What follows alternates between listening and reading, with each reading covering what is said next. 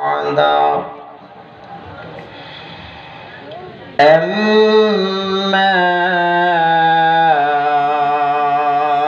بعد فقد قال الله تبارك وتعالى في كلامه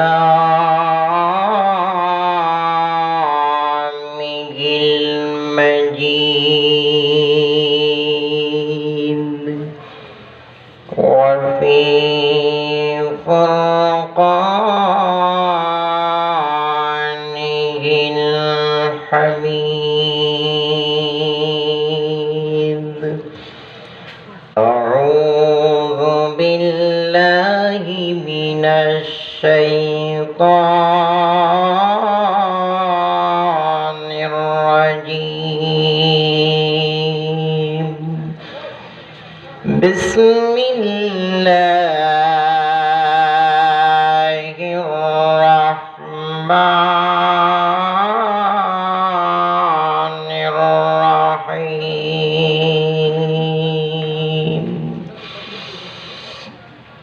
واعبدوا الله ولا تشركوا به شيئا وبالوالدين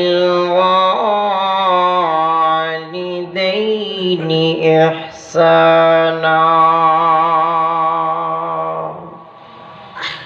وقال سيدنا رسول الله صلى الله عليه وسلم: الجنة تحت أقدام الأمهات.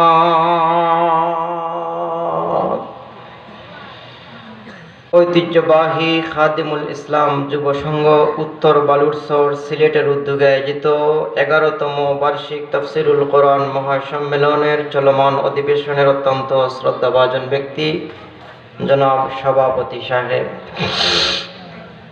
Sound একটু বাড়িয়ে দেন, নায়েবে নবী ওয়ারাসাতুল আম্বিয়া মুআজ্জাজ মুকাররম উলামায়ে কেরাম, মুরব্বিয়ানে আযম, যুবক ভাইয়েরা, জাতির কর্ণধার, জাতির ভবিষ্যৎ, বিভিন্ন প্রতিষ্ঠান থেকে আগত আগামী দিনের মুজাহিদ ছাত্র বন্ধুরা, পর্দার অন্তরালে অবস্থানরত আমার অত্যন্ত শ্রদ্ধে মা ও বোনেরা, আমি আপনাদের খেদমতে মহাগ্রন্থ আল কোরআনের সূরাতুন নিসার একখানা আয়াতে কারিমা তেলাওয়াত করেছি। ওই আয়াতে কারিমার সাথে গভীর সম্পর্কিত তাজদারে মদিনা, জিগরবু শামেনা, সাইয়্যিদুল কাওনান, সাইয়্যিদুল মুরসালিন, শফিউল মুজনিমিন, রাহমাতুল লিল আলামিন ও সংকর গণিত হাদিসের ভান্ডার থেকে ছোট্ট একখানা হাদিস আপনাদের খেদমতে পাঠ করেছি। মহান রব্বুল আলামিন যদি তৌফিক দান করেন তাহলে তেলাওয়াতকৃত আয়াত এবং পাঠকৃত হাদিসকে সামনে রেখে কর্তৃপক্ষের দেওয়া নির্ধারিত সময়ের ভিতর কিছু আলোচনা করার চেষ্টা করব ইনশাআল্লাহ। আল্লাহ যেন আমাকে ইখলাসের সাথে এবং সবাইকে আমলের নিয়তে শোনার তৌফিক দান করেন। সকলে বলেন আমিন। আর একটু জোরে সুরে বলেন আমিন। আসুন ভাইরা আমার, আলোচনা শুরু করার পূর্বে মহান রব্বুল আলামিনের কাছে শুকর আদায় করি যে মহান রব্বুল আলামিন আমাদেরকে দুনিয়ার বিভিন্ন জায় জামেলা থেকে মুক্ত করে, ফারিক করে, হাজার লক্ষ মানুষ থেকে যাচাই বাছাই করে আপনাদের বালুরচর খাদিমুল ইসলাম যুব সংঘর উদ্যোগে কি বছরে প্রত্যেকটা দিন ওয়াজ মাহফিল হয়? প্রতি মাসে মনে হয় 12 মাসে 12টা, প্রতি সপ্তাহে একটা কইরা হয়। বছরে কয়টা মাহফিল হয়? একটা মাত্র মাহফিল হয়। একটা বছর বুইরা মাহফিলটা আসছে, আজকে মাহফিল চলতেছে। মাহফিল চলাকালীন অবস্থায় বালুরচরের অনেক মানুষ এখনো বাড়ি ঘরে আছে কিনা নাই? রাস্তাঘাটে মনে হয় কেউ নাই, দোকানে মনে হয় কেউ নাই, কোনো পুরুষ নাই, আসেনি? আছে কিনা নাই? তাহলে আল্লাহ রাব্বুল আলামিন আমাদেরকে হাজার লক্ষ মানুষ থেকে যাচাই বাছাই করে এই রহমতি বরকতি মাগফিরাতি কুরআনি নুরানি জান্নাতের বাগানের মধ্যে আসার এবং বসার, কোরআন হাদিসের আলোচনা করার শোনার তৌফিক দান করেছেন। এই জন্য সবাই অন্তরের অন্তঃস্থল থেকে আবেগী সুরে মহান মালিক মহান খালিকের দরবারে প্রাণ উজাড় করে কালেমাতুশ শুকর আদায় করে আলহামদুলিল্লাহ। আর একটু জোরে শুনে বলি আলহামদুলিল্লাহ। ওই রে বক্সে সাউন্ড দেন, বক্সে, শুধু বক্সের মধ্যে সাউন্ড বাড়ায় দেন। আমরা যে বালুরচরের তুলনায় মনে হয় এর মধ্যে 100 ভাগের 1 ভাগও মানুষ না। জানলাম না কত হাজার ফুট আছে বালুরচর। আমরা যে কিছু সংখ্যক মানুষ বসে আছি, আমাদের লাভ হবে নাকি ক্ষতি হবে? কি পরিমাণ লাভ হবে? আল্লাহ রাব্বুল আলামিন ফেরেশতাদেরকে জিজ্ঞাসা করবেন, ও ফেরেশতারা, আমার বান্দারা এই জায়গার মধ্যে বৈশা বৈশা কি করতে আসে? আপনারা বলবেন, হুজুর, আল্লাহ ফেরেশতাদেরকে জিজ্ঞাসা করবেন আমরা বৈশা বৈশা কি করতেছি, আল্লাহ মনে হয় জানেন আমরা কি করতেছি, নাকি কোন আপনারা? আল্লাহ জানেন, জানার পরে আবার ফেরেশতাদেরকে কেন জিজ্ঞাসা করবেন আপনাদের প্রশ্ন আছে কিনা নাই? এই প্রশ্নের জবাব আল্লাহ সূরাতুল বাকারার একখানা আয়াতের মধ্যে দিয়েছেন, ইয ক্বালা রাব্বুকা লিল মালাইকাতি ইন্নী জাইলুন ফিল আরদি খলিফা। আয়াতের ব্যাখ্যায় তাফসিরে খাজানের মধ্যে আল্লামা আলাউদ্দিন বাগদাদি সহ তাফসির কারকগণ লেখেন, আল্লাহ যখন আদম জাতিকে সৃষ্টি করবেন, মানব জাতিকে সৃষ্টি করবেন, অর্থাৎ মানুষকে যখন সৃষ্টি করবেন, তখন ফেরেশতাদেরকে নিয়ে পরামর্শ করলেন, ও ফেরেশতারা, আমি তো দুনিয়ার মধ্যে মানব জাতি, আদম জাতি অর্থাৎ মানুষ সৃষ্টি করতে যাচ্ছি, তোমাদের পরামর্শ কি? তারা ডাক দিয়ে কয়, কালু আতাজালু ফিহা মান ইউফসিদু ফিহা ওয়া ইয়াসফিকু দিমা। আল্লাহ মানুষ সৃষ্টি করবেন, ওরা দুনিয়ার মধ্যে ফিতনা ফাসাদ করবে, মাইদাঙ্গা করবে, কুনাকুনি করবে, রক্তপাত ঘটাবে, আপনার ইবাদত বندگی করবে না, আপনাকে স্মরণ করবে না। ওয়া নাহনু নুসাব্বিহু বিহামদিকা ওয়া নুকাদ্দিসু লাক। আল্লাহ, আপনার ইবাদত, আপনার প্রশংসার জন্য তো আমরা ফেরেশতাই যথেষ্ট, আর মানুষ সৃষ্টি করার কি দরকার? ফেরেশতারা যে বলছিল মারামারি করব, আল্লাহকে স্মরণ করব না, এখন কি আমরা মারামারি করতেছি না আল্লাহরে স্মরণ করতেছি? আপনাদের বালুরচর যদি একজন মানুষ কয়, এবারে ছোট মানুষ দায়িত্ব দিস না, পারত না, এরপরে যখন দায়িত্ব দেওয়া হয়, সুষ্ঠুভাবে যখন দায়িত্বটা পালন করে, আরেকদিন যদি তাকে রাস্তার মধ্যে পায়, তাহলে কইব, তুই নি কইছিলে পারতো না, দেখছেন পারছে কিনা, পারছে না, বলে কিনা বলে না? তোরা বলছিলে মানুষ সৃষ্টি করলে ফিতনা ফাসাদ করবে, মাইদাঙ্গা করবে, কুনাকুনি করবে, রক্তপাত ঘটাবে, তাহলে এখন দেখ তো দেখি আমার বান্দারে বসে বসে কি করতেছে, দেখ তাকায় কি করতেছে, জোরে কন্যা সুবহানাল্লাহ। ভাইরা আমার, শুধুমাত্র তাই না, ফেরেশতারা জবাব দিবে, মাওলা, আপনার বান্দারা বসে বসে আপনাকে স্মরণ করছে, আপনার ইবাদতের মধ্যে তারা মগ্ন রয়েছে। আল্লাহ রাব্বুল আলামিন ডাক দিয়ে বলবেন, ফেরেশতারে, আমার বান্দারা যে বসে বসে আমি আল্লাহকে স্মরণ করছে, তারা কি কোনদিন আমি আল্লাহকে দেখছে? একদিনও দেখেন নাই, মুরব্বীরা দেখেন নাই, যুবকরাও দেখেন নাই, না মালিক রে, আপনার বান্দারা কোনদিন আপনাকে দেখে নাই, তাহলে কিসের কারণে ইবাদত করছে? জান্নাতের আশায় তারা ইবাদতের মধ্যে লিপ্ত রয়েছে। ফেরেশতারে, আমার বান্দারা যে জান্নাতের আশায় ইবাদতের মধ্যে লিপ্ত রয়েছে, তারা কি কোনদিন আমি আল্লাহর তৈরি জান্নাতটা দেখছে? একদিনও দেখেন নাই, স্বপ্নেও দেখেন নাই, না মালিক রে, আপনার বান্দারা কোনদিন আপনার জান্নাতটাও দেখে নাই। আল্লাহ রাব্বুল আলামিন ডাক দিয়ে বলবেন, ফেরেশতারে, আমার বান্দারা কোনদিন আমি আল্লাহকে দেখে নাই, অথচ আমার ইবাদতের মধ্যে তারা মগ্ন রয়েছে, আমার জান্নাত কোনদিন দেখে না, জান্নাতের আশায় তারা ইবাদতের মধ্যে লিপ্ত রয়েছে। ফেরেশতারে, আমার বান্দারা যদি আমি আল্লাহকে দেখতো, তারা যদি আমি আল্লাহর জান্নাতকে দেখতো, তাহলে জান্নাতের আশায় রাত দিন 24টা ঘন্টা ইবাদতের মধ্যে লিপ্ত থাকতো। ফেরেশতারে, আমি আল্লাহ রাব্বুল আলামিন তোদেরকে সাক্ষী রেখে বললাম, আমার যে সমস্ত বান্দারা বসে বসে আমি আল্লাহকে স্মরণ করছে, আমি আল্লাহ রাব্বুল আলামিন তোদেরকে সাক্ষী রেখে আমার বান্দাদের জীবনের সমস্ত গুনাহ মাফ করে দিলাম। আরো জোরে কন্যা সুবহানাল্লাহ। ভাইরা ভূমিকা বেশ লম্বা করব না, যেহেতু শরীরটা আজকে খুবই খারাপ, সমস্যা করতেছে শরীরে। একেবারে সংক্ষিপ্তভাবে যে আয়াত আলোচনা করেছি, আয়াত তেলাওয়াত করেছি, ওইটা নিয়ে কিন্তু সংক্ষিপ্ত আলোচনা করব। আপনারা ধৈর্য সহকারে আমলের নিয়তে শুনবেন তো ইনশাআল্লাহ। আর বাচ্চারা কেউ কোনো কথা বললে না, যতক্ষণে আলোচনা করি। এই মাহফিলটার আয়োজন যারা করে কর্তৃপক্ষ, তারা জানে একটা মাহফিলের আয়োজন করতে কতটা কষ্ট হয়। এই জন্য বিভিন্ন জায়গা থেকে বক্তারা আসছেন, ঢাকা থেকে, ময়মনসিংহ থেকে, বরুণা থেকে, সুনামগঞ্জ, জকিগঞ্জ, এদের যাতায়াত খরচ আছে, পোস্টার, লিফলেট, মাইকিং, অনেক খরচ আছে। কেন? কোরআনের কিছু আলোচনা বোঝার জন্য। এই জন্য যতক্ষণই করি কেউ কোনো কথা বললেন না, মেহেরবানি করে। আজকে মা বাবা সম্পর্কে কিছু আলোচনা করব। আজকে আমার হঠাৎ গাড়িতে আসার সময় মনে হইল মা বাবা সম্পর্কে কিছু আলোচনা করি। এই জন্য কোরআন হাদিসের আলোকে মা বাবা সম্পর্কে কিছু আলোচনা করব। আমার মাই বন্ধুরা, মা বাবা এমন মানুষ যাদের মাধ্যমে আল্লাহ রাব্বুল আলামিন আমাদেরকে দুনিয়ার জমিনের মধ্যে পাঠাইয়া দিয়েছেন। আল্লাহ দুনিয়ার জমিনের মধ্যে মানুষকে 4 পদ্ধতিতে পাঠাইছেন। কয় পদ্ধতিতে পাঠাইছেন? গালিবান তাফসিরে খাজানের মধ্যে, সম্ভব তাফসিরে জাদুল মাসিরের মধ্যে আল্লামা ইবনে জাওজি আল কুরাইশি বাগদাদি লেখেন, আল্লাহ 4 পদ্ধতিতে মানুষকে পাঠাইছেন। প্রথমত হলো মা বাবা উভয় ছাড়া, যেমন হযরতে আদম আলাইহিস সালামকে। 2 নম্বর হলো শুধু বাবার মাধ্যমে মা ছাড়া, হযরতে হাওয়া আলাইহিস সালামকে বাম পাজরে হাড্ডি থেকে। 3 নম্বর শুধুমাত্র মায়ের মাধ্যমে বাবা ছাড়া, হযরতে ঈসা আলাইহিস সালাতু ওয়াস সালামকে। 4 নম্বর মা বাবা উভয়ের মাধ্যমে আমাদের নবী, অন্য নবী, আর যত দুনিয়ার মধ্যে মানুষ আসবে ওই সিস্টেমে আল্লাহ এমন মানুষ মা বাবা।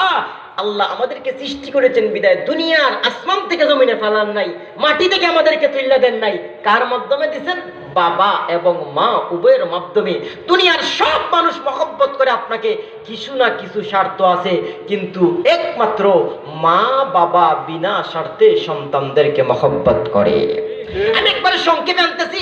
এখন কোরআন হাদিসের আলোকে সব আয়াত তো আর তেলাওয়াত করা সম্ভব না। 2-4টা আয়াত আমরা তেলাওয়াত করব, আর কয়েকটা নবীজির হাদিস থেকে পড়ব। দেখব মা বাবার কি হক সন্তানের প্রতি, সন্তানের কি হক মা বাবার প্রতি। আসুন মনোযোগ সহকারে শুনবেন তো ইনশাআল্লাহ। আসুন আমার ভাইয়েরা গো, শুধুমাত্র তাই না, প্রথমে কয়েকটা আয়াত তেলাওয়াত করি, দেখি মা বাবা সম্পর্কে কোরআনের মধ্যে আল্লাহ কি বলছেন। আমার তেলাওয়াতকৃত আয়াতের মধ্যে আল্লাহ বলেন, ওয়াবুদুল্লাহ ওয়ালা তুশরিকু বিহি শাইআ ওয়া বিল ওয়ালিদাইনি ইহসানা। আল্লাহ রাব্বুল আলামিন ডাক দিয়ে বললেন, দুনিয়ার মানুষ, উবুদুল্লাহ, আল্লাহর ইবাদত করো, লা তুশরিকু বিহি শাইআ, শরীক করা যাবে না, শরীক করা যাবে না। ওয়া বিল ওয়ালিদাইনি ইহসানা, আমি আল্লাহর ইবাদত করো, কিন্তু রে দুনিয়ার মানুষ জানো, বেশি বেশি করে তোমাদের মা বাবার অনুগত্য খেদমত করো। আল্লাহ রাব্বুল আলামিন সূরা লুকমানের মধ্যে বলেন, আনিশকুরলি ওয়ালি ওয়ালিদাইক, আল্লাহ ডাক দিয়ে কোন দুনিয়ার মানুষ রে, আমার শুকর আদায় করো, সাথে সাথে মা বাবার শুকরটা আদায় করো। আমি আল্লাহ রাব্বুল আলামিন তোমাদেরকে সৃষ্টি করেছি, কিন্তু আসমান থেকে টাস কইরা ফেলায় দেই নাই ঘরের মধ্যে।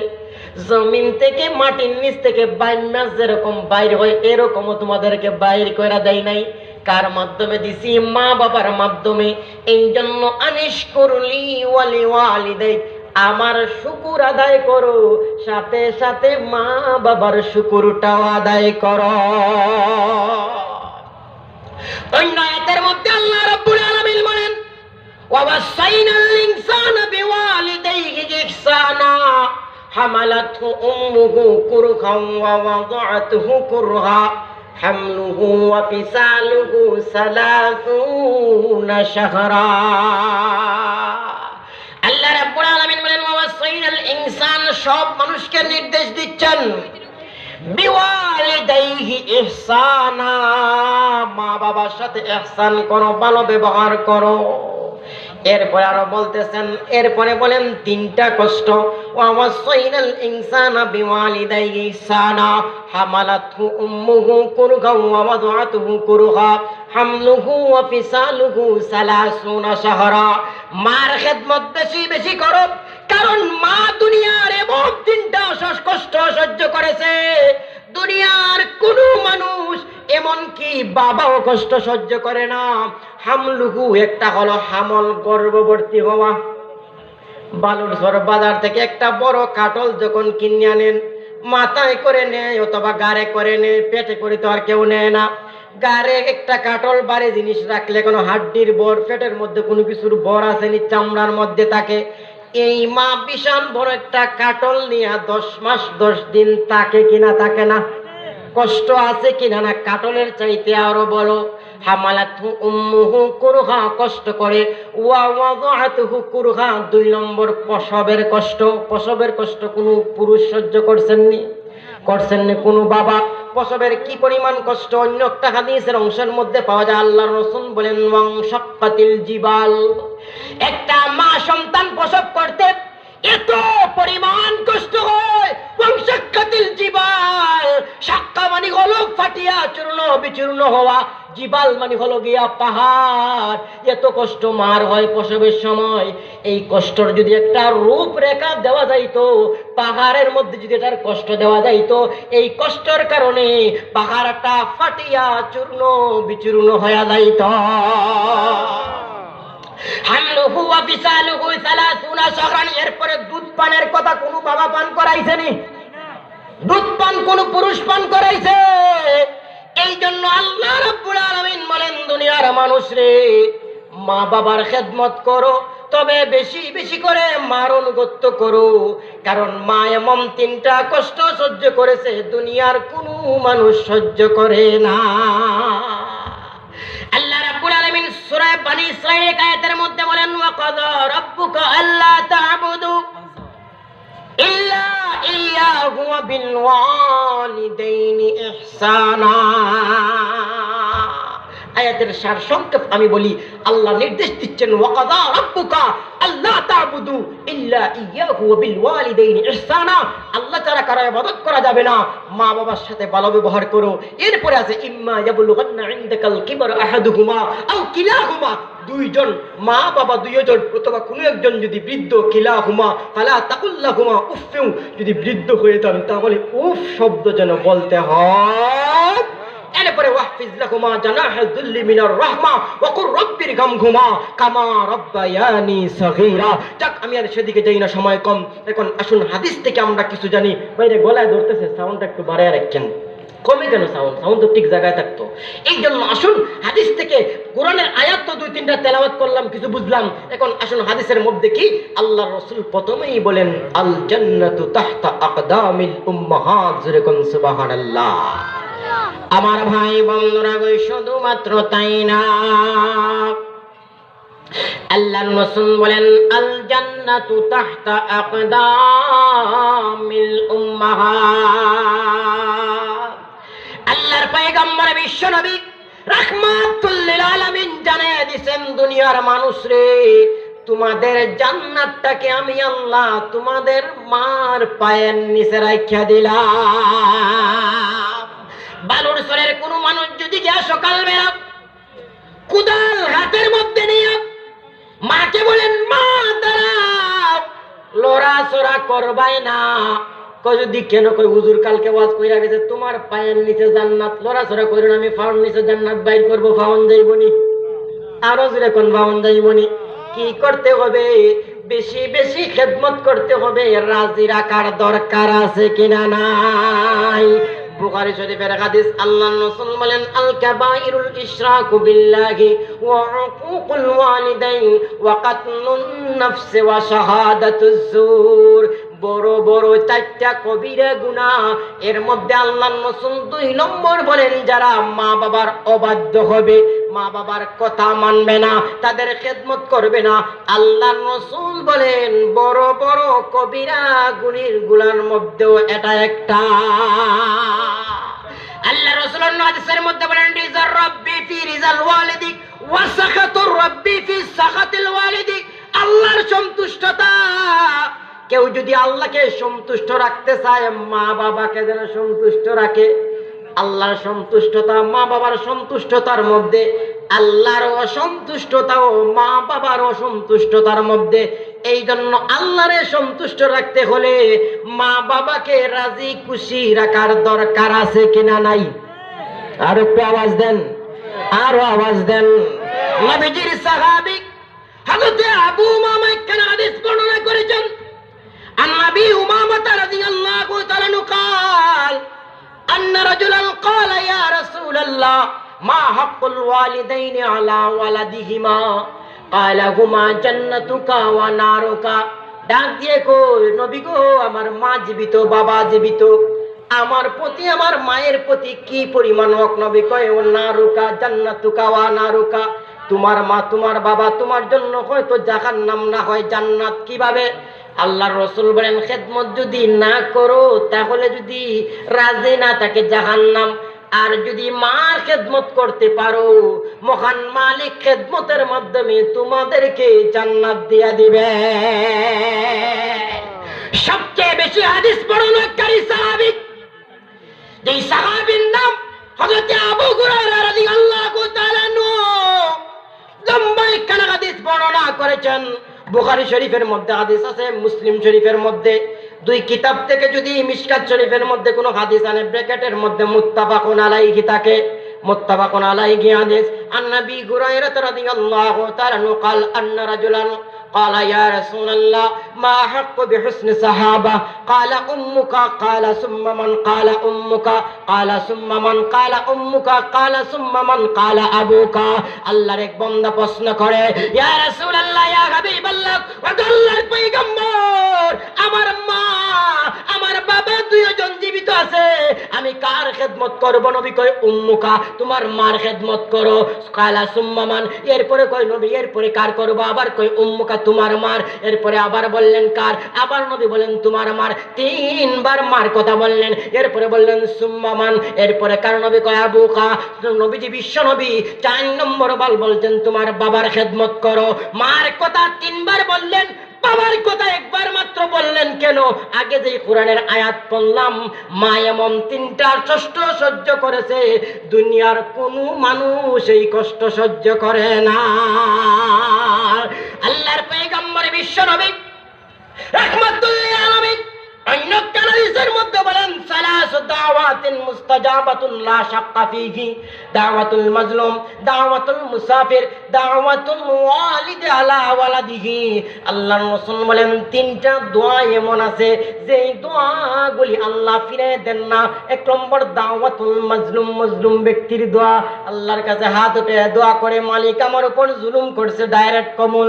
2 নম্বর দাওয়াতুল মুসাফির, মুসাফির দোয়া করলে আল্লাহ কবুল। 3 নম্বর দাওয়াতুল ওয়ালিদ আলা ওয়ালাদি, কোন মা বাবা যদি সন্তানের জন্য চায় মালিক রে আমার সন্তানকে এইটা দাও এইটা দাও, আল্লাহর রাসূল বলেন সেই দোয়াকে মহান রব্বুল আলামিন খালি ফিরাইয়া দেন না। একটা বাস্তব দৃষ্টান্ত দেই কিভাবে মা বাবার দোয়া আল্লাহ ফিরাইয়া দেন না। অসুবিধা হইতেছে আপনাদের, আসুন একটা দৃষ্টান্ত দেই, দেখেন কিভাবে মার দোয়া কবুল হয়। আল্লাহর জলিলুল কদর একজন পয়গম্বর, যে পয়গম্বরের নাম হযরত মূসা আলাইহিস সালাম। মূসা আলাইহিস সালাম যাকে মূসা কালিমুল্লাহ বলা হয়, ওয়া কাল্লামাল্লাহু মূসা তাকলিমা, যিনি তুর পর্বতে আল্লাহর সাথে কথা বলতেন। মূসা আলাইহিস সালাতু ওয়াস সালাম একদিন আল্লাহর কাছে বললেন, মালিক জান্নাতের মধ্যে আমার বন্ধু আমার সাথী কে হবে, আপনি একটু তা আমাকে জানাইয়া দান। কারণ জান্নাতের মধ্যে, নবীরা তো জান্নাতের মধ্যে যাইবেন, নবীরা মাসুম, তাদের কোনো গুনাহ নাই। সাহাবায়ে কেরাম মাগফুর, গুনাহ করছেন কিন্তু আল্লাহ তাদের গুনাহগুলিকে মাফ করে দিয়েছেন। এই জন্য সাহাবায়ে কেরাম মাগফুর, আম্বিয়া কেরাম হলেন মাসুম, জান্নাতে যাইবেন। আল্লাহর নবী মুসা বললেন, মালিক জান্নাতে তো যাব, কিন্তু জান্নাতের মধ্যে আমার বন্ধু, আর কেউ কয় আমার দুস্থ, আর আপনাদের এই বালুরসর এলাকার মধ্যে ডিজিটাল জমানায় কয় আমার ফ্রেন্ড। আসেনি ফেরেন, আমার বন্ধু ফ্রেন্ডটাকে আমি দেখতে চাই। মুসা আলাইহিস সালাম মনে মনে ভাবতেছেন, যেহেতু আমি, আমার কথা বুঝেন তো, একটু খেয়াল করেন, আমি যেহেতু একজন জলিলুল কদর একজন পয়গম্বর, সম্মানী পয়গম্বর, তখন আমার সাথে মনে হয় কোনো আরেকজন পয়গম্বর হবেন, অথবা কোনো হাওয়ারিগিন। হাওয়ারিগিন মানে আমাদের নবীর সাথীদেরকে বলা হয় সাহাবী, আর মুসা আলাইহিস সালামের সাথীদেরকে বলা হয় হাওয়ারিগিন। মনে হয় কোনো হাওয়ারিগিন সাথী হবে। তখন আল্লাহ বললেন, মুসা তুমি তোমার জান্নাতের বন্ধুকে দেখতে চাও? কে তোমার জান্নাতের বন্ধু, তোমার রফিক হবে? আল্লাহ দেখতে চাই, কয় অমুক বাজারের মধ্যে যাও। কথায় কথায় মনে করেন বালুরচর বাজারের মধ্যে যাও। বালুরচর বাজারের মধ্যে খোসাইয়ের দোকান আছে নি? নাই মনে হয় আছে। তে বালুরচর বাজার যাও, অমুক জায়গার মধ্যে গিয়া দেখো অমুক নামে একজন খোসাই আছে, সে সারাদিন গোশত বিক্রি করে, ওই খোসাই হবে তোমার জান্নাতের বন্ধু। আপনারা হইলে মন খারাপ করে কইতেন আল্লাহ চাইলাম বন্ধুরে দেখতাম জান্নাতের, মনে হয় কোনো আরেকজন নবী হইবেন বন্ধু। একজন এমপির বন্ধু তো আরেকজন এমপি হয়, চেয়ারম্যানের বন্ধু চেয়ারম্যানই তো, কোনো চেয়ারম্যান তার ফকির আর বন্ধু বানায় না। মুসা আলাইহিস সালাম মনে মনে করেন আল্লাহ খোসাই বন্ধু, যাক যেহেতু খোসাই আমি নবীর বন্ধু, তাহলে বোঝা যায় আমলটাও ডাট মনে হয় আছে, খুব বেশি মনে হয় আমলটা ডাট শক্ত আমল। কয় দেখার দরকার কি আমলটা করে। তখন চাউল চিরা নিয়া, আগে তো গাড়ি ঘোড়া কিছু ছিল না, তখন তিনি খানি খুরাক নিয়ে যখন চললেন, চলতে চলতে চলতে চলতে কয়েকদিন পর ওই বাজারের মধ্যে পৌঁছিয়ে মানুষকে জিজ্ঞাসা করলেন, ওবা অমুক বাজার বালুরচর বাজারের মধ্যে যে অমুক নামের একজন যে গোশত বিক্রি করে, তাকে কে চিনেন? ওই যে দোকানটা দেখতেছো না, খানার দোকান, কান্দার মধ্যে সাইডে পড়ছে, ওই তো ওই লোকটা। তখন কথা বুঝেননি, খেয়াল করে শুনলেন। মুসা আলাইহিস সালাম দূর থেকে একটু দাঁড়াইলেন, বললেন আমার বন্ধু হবে জান্নাতে, আমল তো কম না, দেখি তো কি আমল করে। মুসা আলাইহিস সালাম দাঁড়াইতে দাঁড়াইতে দেখলেন না, তেমন কোনো আমল না। আমরা যেরকম 5 ওয়াক্ত নামাজ পড়ি, তাদের যে ওয়াক্ত ছিল ওই রকম ইবাদত বন্দি করে, আবার দেখা যায় ব্যবসাটা ঠিকঠাক মতো করে, দান্দা মান্দা করে না।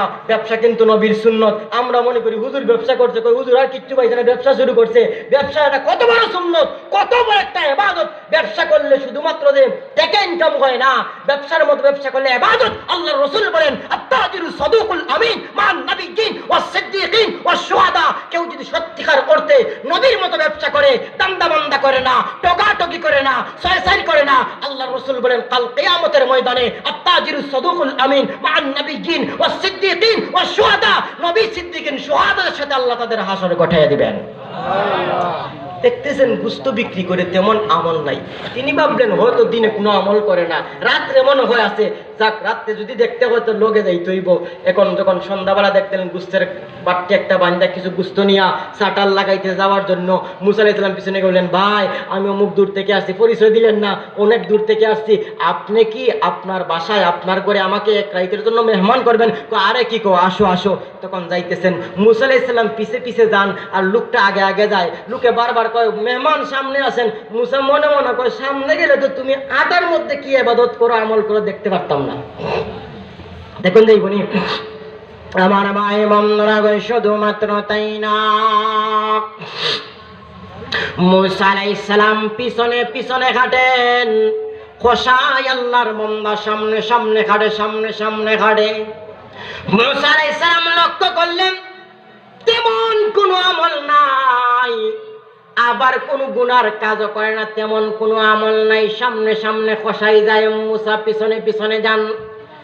চলতে চলতে চলতে চলতে একটা বাড়ির মধ্যে, অর্থাৎ তার বাড়ির মধ্যে পৌঁছলেন। পৌঁছার পর মুসা আলাইহিস সালামকে খসাই বললেন, আপনি এই রুমে থাকেন, আমি একটু আসতেছি। আপনারা বলেন তো দেখি, মুসা আলাইহিস সালাম গেছেন দেখার জন্য, উনি কি বসবেন না দেখবেন? কন্যা দেখা দামান দেখা গেছেন দিনের কেউ। যদি কারো মেয়েকে বিয়া দেয়, অন্যান্য মানুষ যায় খাওয়ার নিয়তে, কিন্তু বাবা ভাই চাচা কিন্তু খাওয়ার নিয়তে না। দেখা যায় ওই দিকে গিয়া দেখে পুকুর আসেনি, বাথরুমে না ধরলে কয় বাথরুম করতে আসলাম, অর্থাৎ বাথরুম দেখতো। এরপরে দেখা যায় ওই দিকে যায়, পানি আসেনি এই আসেনি, দেখে কিনা দেখে না। মুসা তো তাকার জন্য যান নাই, দেখার জন্য। মুসা কালিমুল্লাহকে একটু কি দিয়া দেখেন, ওই আল্লাহর বান্দা বিছনা থেকে একটা বৃদ্ধা মহিলাকে উঠাইলো, হাত মুখ ধোয়াইলো, চামচের সাহায্যে খাওয়াইলো। খাওয়াইতেছে খাওয়াইতেছে, ছোট্ট মহিলাটা, বৃদ্ধা মহিলাটা টুট লড়াইয়া লড়াইয়া কি যেন বলতে আছে, দূর থেকে শোনা যায় না। এই মহিলাকে আবার শুয়াইলো, আবার শুয়াইয়া মুসা কালিমুল্লাহর কাছে ডাক দিয়ে, আল্লাহর মেহমান বান্দা আমাকে ক্ষমা করবেন, আপনার মেহমানদারি করতে আমার দেরি হয়ে গেল, আগে আমি আমার মার খেদমত করলাম। মুসা ডাক দিয়ে উনি কি আপনার মা? কয় হ্যাঁ আমার মা। আমার মার খেদমত করার মতো আর কেউ নাই, আমি আমার মার খেদমত করি। মুসা আলাইহিস সালাম বললেন তাহলে আপনি যে খেদমত করেন বুঝলাম, কিন্তু আমি দূর থেকে দেখলাম আপনার মা টুক লড়াইয়া লড়াইয়া কি কইতেছে, আমি দূর থেকে শুনলাম না, আপনি শুনছেন? কয় হ্যাঁ আমি শুনছি। আমি সব সময় আমার মায়ের খেদমত করি, আর আমার মা প্রতিদিন আমার জন্য 2টা দোয়া করে, প্রতিদিন দোয়া করে। আজকে আমার জন্য 2টা দোয়া করছে, তবে 2 দোয়ার মধ্যে থেকে প্রথম নম্বর দোয়াটা কবুল হয়েছে, 2 নম্বর দোয়া কবুল হয়েছে কিনা আমি জানি না। শুনে কোন না সুবহানাল্লাহ। আল্লাহর পয়গম্বর জলিলুল কদর পয়গম্বর মুসা আলাইহিস সালাতু ওয়াস সালাম ডাক দিয়ে বললেন, ও আল্লাহর কসাই বান্দা, তোমার মা প্রতিদিন তোমার জন্য 2টা দোয়া করেন, 2টার মধ্যে একটা দোয়া কবুল হইছে তুমি জানো, কবুল আরেকটা হয় নাই তাও জানো। তাহলে কোনটা কবুল হইছে আর কোনটা সন্দেহের মধ্যে আছে, দুইটা আমাকে বলো। আল্লাহর বান্দা ডাক দিয়ে কয়, প্রথম নম্বর দোয়া আমার মা সব সময় দোয়া করেন, মালিক রে তুমি আমার সন্তানকে দুনিয়ার মধ্যে সুখে শান্তিতে রাখিও। ওই আল্লাহর বান্দা, আমার মার এই দোয়া আল্লাহ কবুল করেছেন 100%। কারণ আমি কম খাইতে পারি, দামি কাপড় নাও পড়তে পারি, বহুল বিলাস বহুল আমি জীবন যাপন না করতে পারি, বুকের মধ্যে হাত দিয়া বলতে পারি গরিব বলেও আমার মহান মালিক আমাকে দুনিয়ায় খুব শান্তিতে রাখছে। তাহলে 2 নম্বর দোয়াটা কি? 2 নম্বর তোমার দোয়া কি? ওই 2 নম্বর দোয়া আমার মা সব সময় আমার জন্য দোয়া করে, মালিক রে তুমি আমার সন্তান কলিজার টুকরা সন্তানকে তুমি হযরতে জলিলুল কদর একজন পয়গম্বর আমাদের নবী মুসা কালিমুল্লাহর জান্নাতের বন্ধু বানায়া দিও। ওরে আল্লাহর বান্দা, তা তো আমি বুঝতে পারি নাই কবুল হইছে কিনা হয় নাই। এই দোয়া তো মরার পরে আল্লাহ জান্নাতের মধ্যে দিলে পরে দেখবো মুসা আমার বন্ধু কিনা বন্ধু না, মুসাকে তো আমি চিনিও না জানিও না। 2 নম্বর দোয়াটা কবুল হইছে কিনা হয় নাই তা আমি জানি না। এই মুহূর্তের মধ্যে আল্লাহর পয়গম্বর মুসা কালিমুল্লাহ চোখের পানি ছেড়ে দিয়ে কাঁদলে, ও আল্লাহর বান্দা টেনশন করিস না, চিন্তা করিস না রে, চিন্তার কোনো কারণ নাই। তোমার প্রথম দোয়ার মতো তোমার 2 নম্বর দোয়াটাও মহান মালিক কবুল করে নিয়েছে। আপনি জানলেন কেমন করে? আমি গোলাম আল্লাহর পয়গম্বর মুসা, আমি মালিকের কাছে জানতে চেয়েছিলাম, মালিক রে জান্নাতের মধ্যে আমার বন্ধুকে হবে আমি দেখতে চাই, দুস্থ আমার ফ্রেন্ডকে দেখতে চাই। মহান মালিক বলছেন তোমার কথা, যাও বানুরসর বাজারের মধ্যে অমুক বাজারে দেখবা একবারে সাইটের দোকান অমুক খসাই, সে তোমার বন্ধু হবে। ওরে আমার বন্ধু, তোমাকে খুঁজতে খুঁজতে খুঁজতে খুঁজতে আমি খুঁজাইতে এই বাজার পর্যন্ত অনেক দিনে পৌঁছিলাম। পৌঁছার পর আমি তোমার চেহারা দেখলাম, তুমি আমার বন্ধুরে চিন্তা করিও না, টেনশন করিও না, চিন্তার কোনো কারণ নাই। তোমার মার দোয়ার বদৌলতে মহান রব্বুল আলামিন তোমাকে আমি মুসার জান্নাতের বন্ধু বানায় দিয়েছে। এই জন্য আমার ভাইরা, আমরা সবাই মা বাবার খেদমত করতে রাজি আছি কিনা নাই? আর জোরে আছে কিনা নাই? এই জন্য বেশি বেশি খেদমত করবো। যুবকরা বেশি বেশি করে মা বাবার খেদমত করবেন। আর যুবকদের আরেক দায়িত্ব হইল নাস্তিক মুরতাদের সাথে যেভাবেই পারেন তাদের বিরুদ্ধে লড়াই করবেন। লড়াই তো শুধু হাত দিয়া না, ইন্টারনেটের মাধ্যমে হতে পারে, বিভিন্ন মাধ্যমে হতে পারে। যে যেই দিক দিয়েই বাতিল আসক, ওই দিক দিয়ে যুবকরা সেই বাতিলকে প্রতিহত করতে হবে কিনা হবে না? আমার বন্ধুরা, কাফির বেঈমানরা ইসলামকে নিয়ে চিনিমিনি খেলে, কোরআনকে নিয়ে চিনিমিনি খেলে কিনা খেলে না? আমার ভাই বন্ধুরা, ইসলামকে নিয়ে কটূক্তি করে, মুসলমানদেরকে নিয়ে কটূক্তি করে, বিশ্ব নবীকে নিয়ে কটূক্তি করে, যেই বিশ্ব নবী রাহমাতুল লিল আলামিন সারা জিন্দেগি ভর আমাদের জন্য আল্লাহুম্মা উম্মতি আল্লাহুম্মা উম্মতি বলে কান্দে গেছেন, রওজার মধ্যে শুয়েছে আমাদের জন্য আল্লাহুম্মা উম্মতি আল্লাহুম্মা উম্মতি বলে কান্দে আছেন হাসরের ময়দানের মধ্যে।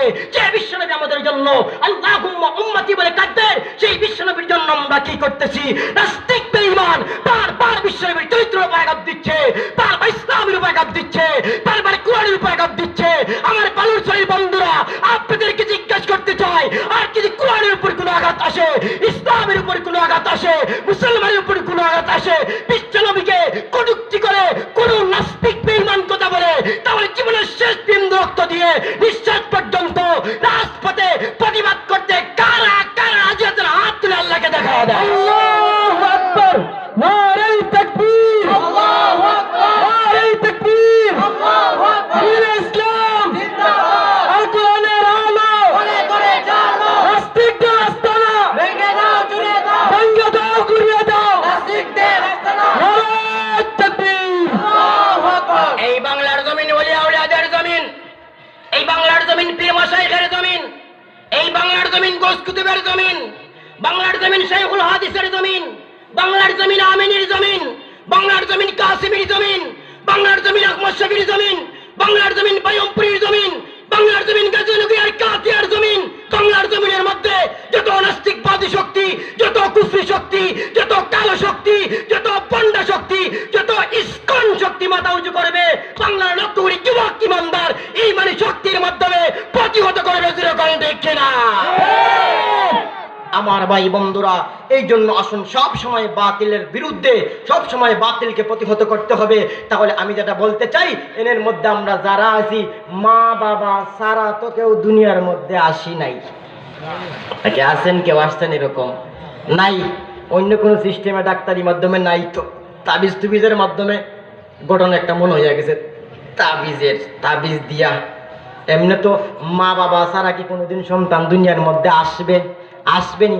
ঘটনা মনে হয়েছে যখন বললা দিই, নাকি সমস্যা হইতেছে আপনাদের?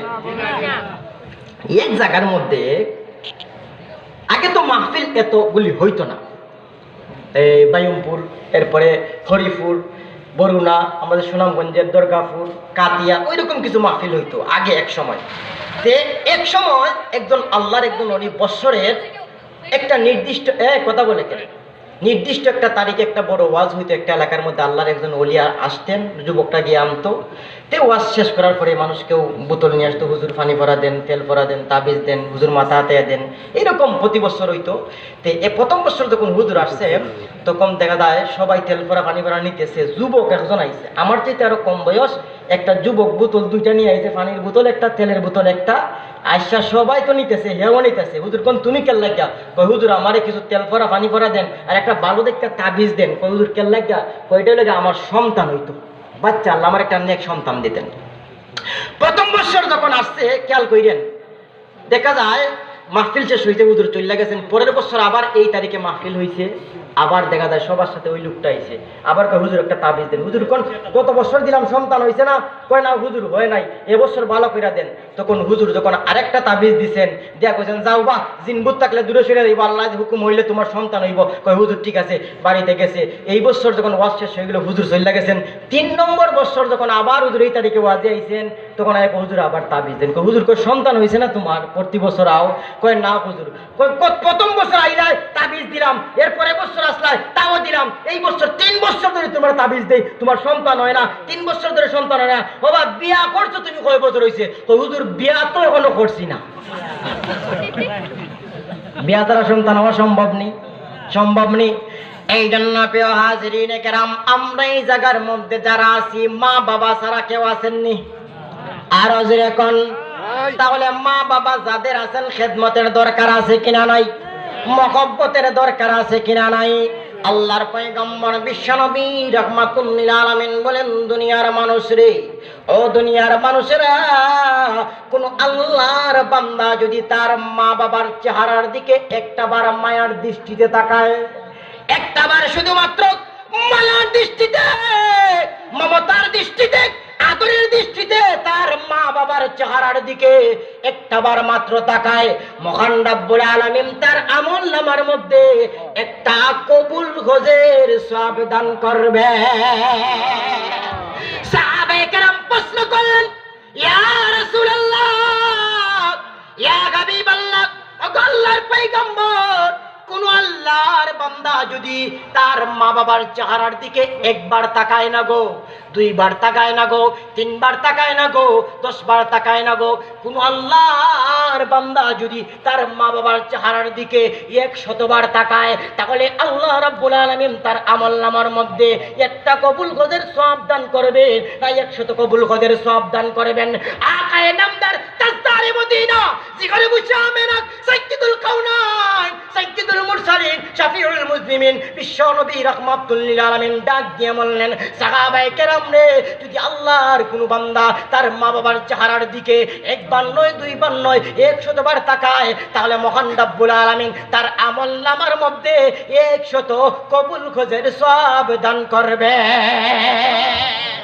আমার ভাই বন্ধুরা গো, শুধুমাত্র তাই না, আল্লাহর পয়গম্বর বিশ্বনবী রাহমাতুল লিল আলামিন জিহাদের ময়দানের জন্য পারমিশন দিচ্ছেন।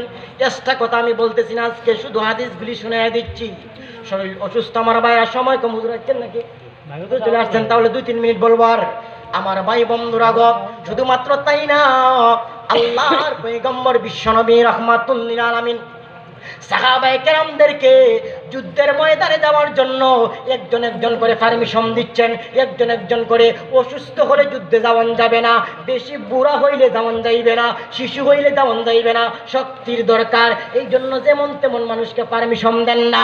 আল্লাহর পয়গম্বর বিশ্বনবী রাহমাতুল লিল আলামিন একজন একজন করে পারমিশন দেন। দেখা যায় একজন যুবক নাম লেখায়, হুজুর গো আমার নাম লেখেন, হুজুর নাম লিখবেন। সাহাবায়ে কেরাম ডাক দিয়ে কোন, ওগো নবীজি এ যুদ্ধ যাইতে আসছে, ওই দেখেন তার মা কেঁদে কেঁদে পিছন দিক দিয়ে আইছে, তাকে দিতে চায় না, যুদ্ধের ময়দানে দিতে চায় না। অন্য রিওয়ায়াতের মধ্যে পাওয়া যায় এটা হিজরত করার জন্য আসতেছে। যাক, যেই রিওয়ায়াত হোক না কেন, আল্লাহর পয়গম্বর বিশ্বনবী রাহমাতুল লিল আলামিনের দরবারে তার মা হাজির হইয়া ডাক দিয়ে কয়, ইয়া রাসূলুল্লাহ, ইয়া হাবিবাল্লাহ, ওগো নবীজি আমার সন্তান যুদ্ধে যাইতে চায়, কিন্তু আমার কে খেদমত করবে? আমার আর কেউ নাই গো নবীজি, হয়তো যুদ্ধের ময়দানে গেলে আমাকে পাইবেন, আমি দুনিয়া থেকে বিদায় নেব। নবী গো, আগামী বছর যাইবে, কিন্তু সন্তান মানে না। কয়, না না, কাফির বেঈমানের বিরুদ্ধে যুদ্ধ করব, আমি আল্লাহর দ্বীনকে আল্লাহর জমিনে প্রতিষ্ঠিত করব। আল জিহাদু মাযিন ইলা ইয়াউমিল কিয়ামা। আল্লাহর পয়গম্বর বিশ্বনবী ডাক দিয়ে বললেন, যুবক রে, না না না না না, আমি নবী তোমাকে জিহাদের পারমিশন দিব না। তুমি যাও, বাড়ির মধ্যে যাও, তোমার মায়ের খেদমত করো। তোমার মায়ের খেদমতের মধ্যে মহান রব্বুল আলামিন তোমাকে জিহাদ এবং হিজরতের সওয়াব দান করবে।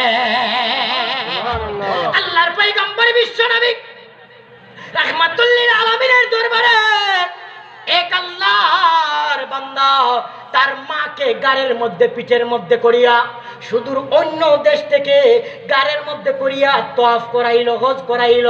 নবীর দরবারে হাজির হইয়া ডাক দিয়ে কইয়া, রাসূলুল্লাহ, ইয়া হাবিবাল্লাহ, ওগো আল্লাহর পয়গম্বর, আমার মা বৃদ্ধ মা, আমার মাকে ওই দেশ থেকে গাড়ি করে আনলাম, কত কষ্ট করে তওয়াফ করাইলাম, প্রস্রাব পায়খানা পরিষ্কার করি, মাকে খাওয়াই, গাড়ি থেকে নামাই না, মার জন্য কত কষ্ট করি। ওগো নবীজি, তাহলে আমার মাকে যে আমি এত কষ্ট করি, খেদমত করি, আমার মা যে কষ্ট করেছেন, আমার মা গর্ভধারণ করেছেন, প্রসব করেছেন, দুধ পান করাইছেন, আমি কি মার সব ঋণ শোধ করতে পারলাম?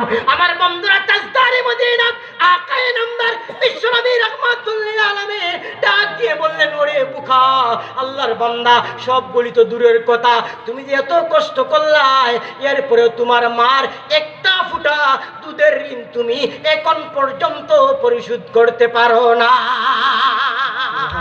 এই জন্য আমার ভাই বন্ধুরা, মা বাবার বেশি বেশি করে খেদমত করার দরকার আছে কিনা নাই?